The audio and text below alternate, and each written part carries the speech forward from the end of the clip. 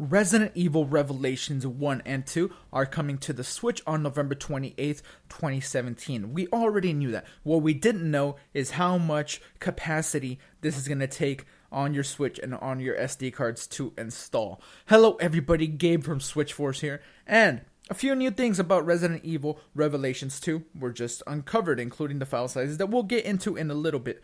But first, for Nintendo Switch features, to quote the website here, I will have a link in the description for the Capcom Japan website for Resident Evil Revelations. It says, Joy-Con controls amp up the fun. In addition to previous control schemes, you can use the Joy-Con for a unique way to play. Intuitive controls put players deeper into the horror. So you can attack foes directly with the Joy-Con. You can wave the Joy-Con to slash your knife. You can hold your Joy-Con controller like a gun and magazine to reload your weapon. And HD Rumble adds an extra dimension of gameplay with precise vibration features. First of all, HD Rumble, happy about that. Really interested in that because I feel like HD Rumble is the most underutilized feature of the Switch. I love it, and hopefully it's implemented well here. I mean, I have no idea how it will be implemented, but I have no interest in waving the Joy-Con to slash like a knife or to be pretending to reload a magazine with my Joy-Con. That's not for me, but it is there for whoever wants it. I suppose the nitty-gritty here, though, is all about the file size. Resident Evil Revelations, the first game, 13 gigs of space. If you have enough space on your Switch, you can go ahead and download that. No SD card required.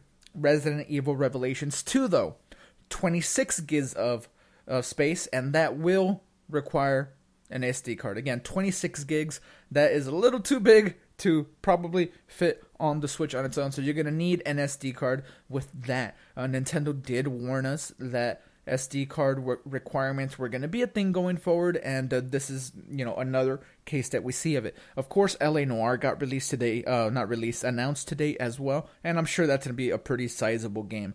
One thing that is important here, on Reddit, there was a discussion about this, and someone mentioned this on one of the topics.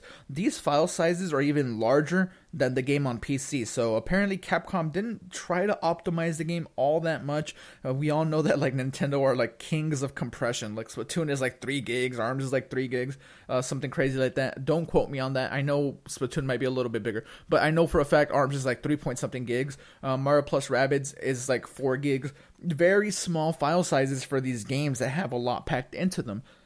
Resident Evil Revelations 1 and 2, they were never full Resident Evil games. They are discounted again, not discounted, but they're not just full experiences. They're not $60 games individually. That's not how much they cost. They release at $20 or something like that.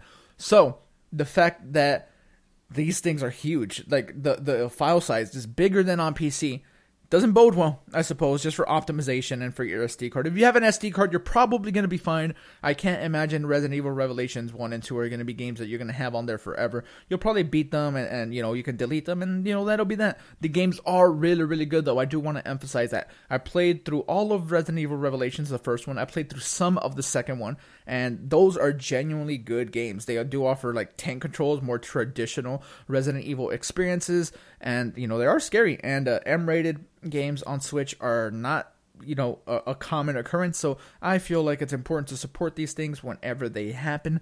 Plus, the fact that third-party support on Switch is always great, and if you want to play a really good Resident Evil game for a really good price, you could probably get this. Of course, you have to have an SD card for the second one, but, I think it's time to move on from that. Nintendo did warn us about this, so it's time we get acclimated to that. So there you go. I'm not as excited for the motion control stuff. I don't necessarily care to, wave a knife with my Joy-Con. Of course, it's there. I'll try it just for fun. Hopefully you guys can try it as well. Let us know what you think in the comments below, though. Don't forget to subscribe if you're not subscribed. Maybe hit the thumbs up if you found the video informative or you liked it in any way. But that has been it. My name has been Gabe. SwitchForce out.